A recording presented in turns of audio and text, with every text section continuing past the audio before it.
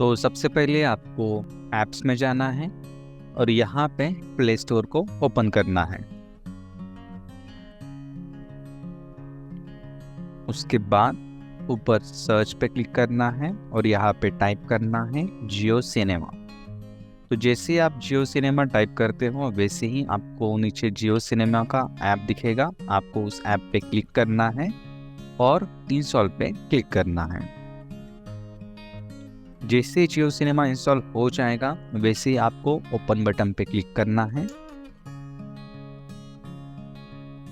Open button पे click करने के बाद जियो ऐप ओपन हो जाएगा और सबसे पहले आपको रजिस्ट्रेशन के लिए बोलेगा।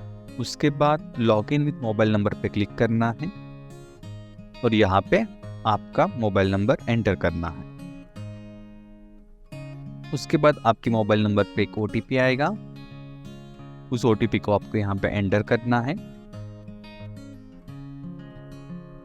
और OTP एंटर करने के बाद आपको सिंपल कंटिन्यू बटन पे क्लिक करना है। जैसे आप कंटिन्यू करते हो वैसे ही आपका जियो सिनेमा प्रॉपरली इंस्टॉल हो जाएगा। अभी आप कोई भी मूवी या फिर IPL की मैच आराम से देख सकते हो।